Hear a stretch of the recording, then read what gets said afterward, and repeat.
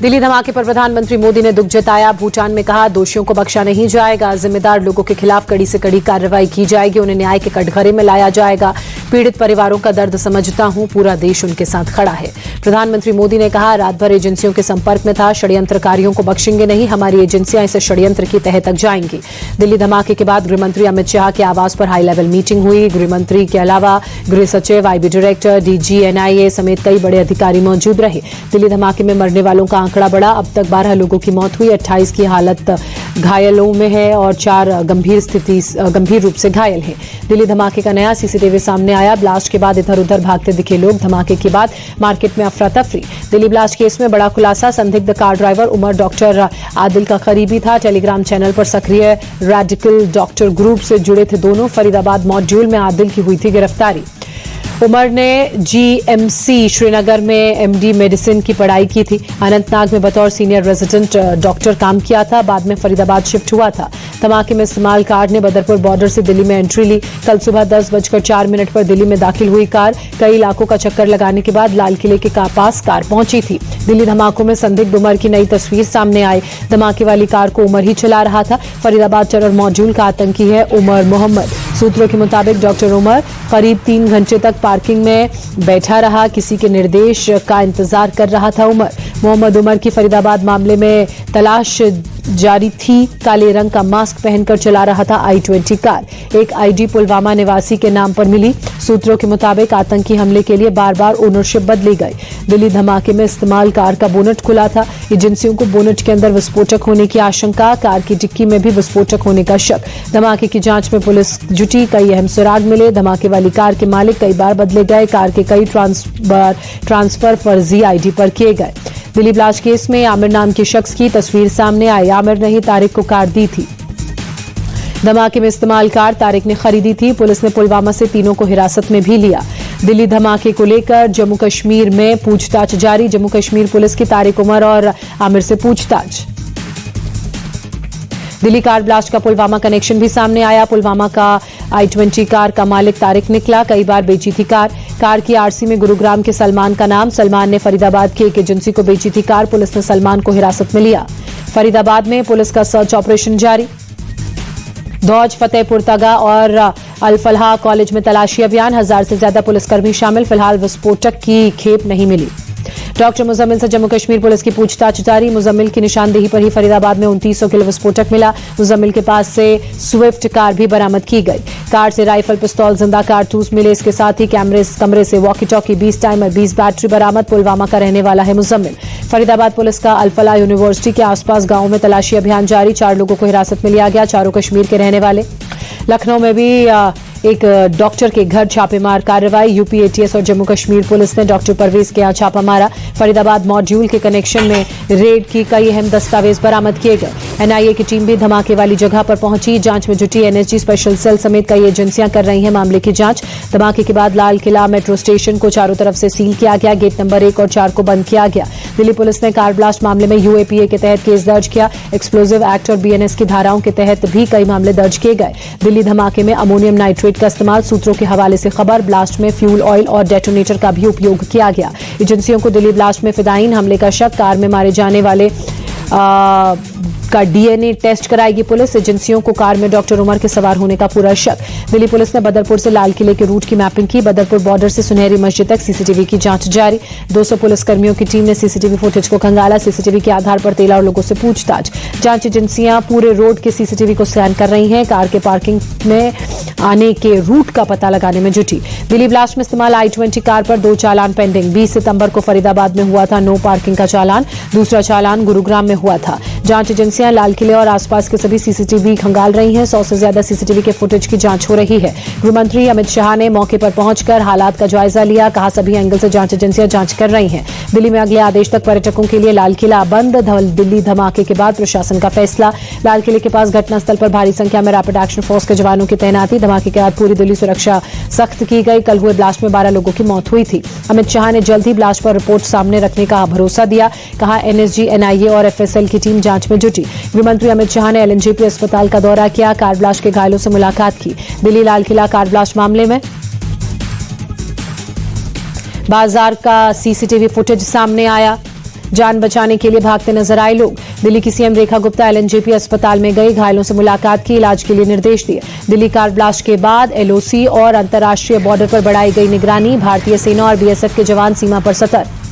दिल्ली धमाके के बाद जम्मू कश्मीर में सुरक्षा सख्त, अनंतनाग में पुलिस ने बैरिकेडिंग कर गाड़ियों की तलाशी शुरू की। दिल्ली के बाजारों में पुलिस ने सुरक्षा बढ़ाई, आने जाने वाली गाड़ियों की ली जा रही तलाशी, पूरी दिल्ली में हाई अलर्ट। दिल्ली की चांदनी चौक मार्केट आज बंद की गई, कार ब्लास्ट के बाद मार्केट एसोसिएशन ने यह फैसला लिया। दिल्ली धमाके के बाद उत्तर प्रदेश में अलर्ट जारी, लखनऊ में सुरक्षा सख्त की गई, विधानसभा के बाहर भारी संख्या में पुलिस बल की तैनाती। दिल्ली धमाके के बाद अहमदाबाद एयरपोर्ट अलर्ट, यात्रियों के लिए नई एडवाइजरी जारी की गई। केंद्रीय मंत्री नितिन गडकरी ने दिल्ली धमाके की घटना को दुर्भाग्यपूर्ण बताया, कहा हादसे को सरकार ने गंभीरता से लिया, मामले में कड़ी कार्रवाई होगी, देश में आतंकवाद के समर्थकों के लिए कोई जगह नहीं है। बाबा बागेश्वर ने दिल्ली धमाकों की कड़ी निंदा की, पीड़ितों के लिए शोक संवेदना व्यक्त की, कहा कट्टर मजहबी पंथ की विचारधारा की सोच पर लगाम लगाने के लिए सनातनियों का एक होना जरूरी है। शहनवाज हुसैन ने दिल्ली ब्लास्ट पर दुख जताया, कहा सुरक्षा एजेंसियां हर पहलू से मामले की जांच कर रही हैं, आरोपियों को बख्शा नहीं जाएगा। बिहार विधानसभा चुनाव के दूसरे चरण के लिए मतदान जारी, 20 जिलों की 122 सीटों पर मतदान हो रहा है, 1302 उम्मीदवारों पर की किस्मत दांव पर। दूसरे चरण में कई दिग्गजों की साख दांव पर, पूर्व डिप्टी सीएम रेणु देवी, तारकिशोर प्रसाद चुनावी मैदान में, कांग्रेस नेता अजीत शर्मा समेत कई बड़े नेताओं की सीट पर भी वोटिंग।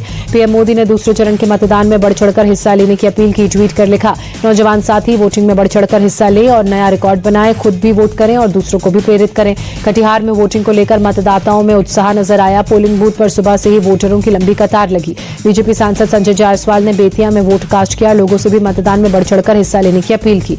मोतिहारी में मतदान केंद्रों पर वोटरों की लंबी कतार, वोटिंग के लिए लोगों में उत्साह। कटिहार से बीजेपी प्रत्याशी और पूर्व डिप्टी सीएम तारकिशोर प्रसाद ने मतदान किया, लोगों से मतदान में बढ़ चढ़कर हिस्सा लेने की अपील की। पूर्णिया से निर्दलीय सांसद पप्पू यादव ने मतदान किया, लोगों से वोट की अपील की। पप्पू यादव ने कई बूथों पर वोटिंग मशीन खराब होने का दावा किया, कहा कई मतदान केंद्रों पर मशीन खराब, लोकतंत्र में ये गलत है, कई बूथों पर वोटरों पर लाठीचार्ज भी हो रहा है। आरजेडी नेता मृत्युंजय तिवारी ने बिहार में बदलाव का दावा किया, कहा जनता इस बार बदलाव के लिए वोट कर रही है, पूरे राज्य में परिवर्तन की लहर है, महागठबंधन की सरकार बनना तय है। बिहार बीजेपी अध्यक्ष दिलीप जायसवाल ने किशनगंज में वोट कास्ट किया, पूरे बिहार में उत्सव का माहौल, जनता फिर से एनडीए की सरकार बना रही है। बीजेपी नेता शहनवाज हुसैन ने सुपौल में वोट कास्ट किया, पत्नी ने भी मतदान किया, लोगों से वोट देने की अपील की। केंद्रीय मंत्री सतीश चंद्र दुबे ने नरकटियागंज में मतदान किया, लोगों से अपील की, चुनाव में एनडीए की जीत का दावा किया। एलजेपी रामविलास पार्टी के सांसद राजेश वर्मा ने मतदान किया, भागलपुर में पोलिंग बूथ पर वोट कास्ट किया। केंद्रीय मंत्री जीतन राम मांझी ने एनडीए के पक्ष में वोट देने की अपील की, कहा इससे अच्छी सरकार हो ही नहीं सकती, एनडीए के लिए ही वोट करें। दूसरे चरण के मतदान को लेकर उपेंद्र कुशवाहा ने कहा, मतदान को लेकर लोगों में काफी उत्साह है, एनडीए के पक्ष में परिणाम आना निश्चित है। जनसुराज के प्रमुख प्रशांत किशोर ने मतदान किया, सासाराम के पोलिंग बूथ पर वोट कास्ट किया, लोगों से भी अपील की। बिहार के सासाराम में दूसरे चरण के मतदान के दौरान प्रशांत किशोर ने कहा 65% से ज्यादा लोग मतदान करेंगे और नया रिकॉर्ड बनाएंगे, ये मतदान बिहार की बेहतरी के लिए है। बिहार कांग्रेस अध्यक्ष राजेश राम ने औरंगाबाद में मतदान किया, रिक्शा से पहुंचे मतदान केंद्र। संजय जायसवाल ने एनडीए को 200 से ज्यादा सीटें मिलने का दावा किया, बोले एनडीए के पक्ष में लोग मतदान कर रहे हैं, हम 200 से ज्यादा सीटें जीतेंगे। राजस्थान, तेलंगाना, झारखंड समेत 6 राज्यों और 1 केंद्र शासित प्रदेश की 8 सीटों पर उपचुनाव के लिए वोटिंग, मतदान केंद्रों पर वोटरों की लंबी कतार। जम्मू कश्मीर के बडगाम में उपचुनाव के लिए वोटिंग, मतदान केंद्रों पर सुबह से ही वोटरों की कतार। हैदराबाद की जुबली हिल्स विधानसभा पर उपचुनाव, पोलिंग बूथ पर मतदाताओं की भीड़, मतदान को लेकर उत्साह।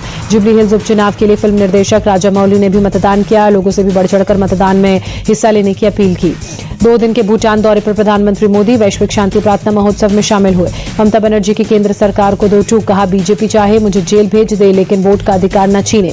सीएम ममता बनर्जी ने कहा चुनाव से ठीक पहले एसआईआर कराने की जल्दबाजी समझ से परे, इसके नाम पर लोगों को परेशान कर रही है केंद्र सरकार। बंगाल बीजेपी अध्यक्ष सामिक भट्टाचार्य का ममता बनर्जी पर पलटवार, कहा काले कारनामे छिपाने के लिए बयानबाजी हो रही है। पश्चिम बंगाल विधानसभा में विपक्ष के नेता शुवेंदु अधिकारी का बयान, बोले राज्य सरकार बांग्लादेशी मुस्लिम घुसपैठियों को संरक्षण दे रही है।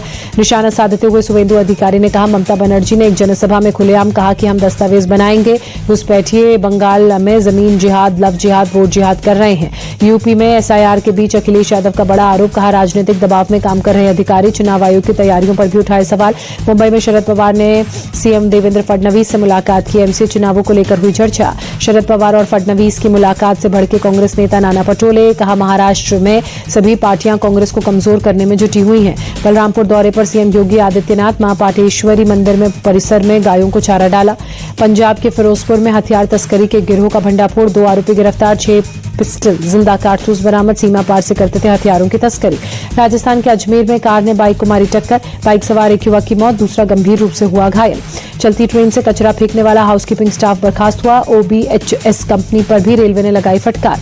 कुल्लू के झनियार गांव में भीषण आग लगी, 10 से 12 घर जलकर खाक हुए, कई गौशालाओं को भी नुकसान पहुंचा। सोने के भाव में 1987 रुपए की बढ़त, 24 कैरेट सोने का रेट 1,22,087 रुपए हुआ। चांदी के दाम में 2,700 रुपए की उछाल, 1 किलो चांदी की कीमत 1,50,975 रुपए। अमेरिकी राष्ट्रपति डोनाल्ड ट्रंप ने भारत के साथ नए ट्रेड डील का ऐलान किया। कहा यह समझौता पिछले समझौतों से काफी अलग होगा, एक उचित ट्रेड डील होगी। राष्ट्रपति ट्रंप ने कहा, अभी भारत के लोग मुझे पसंद नहीं करते हैं, लेकिन इस डील के बाद से वो हमें फिर प्यार करने लगेंगे। ये डील सभी के लिए फायदेमंद होगी।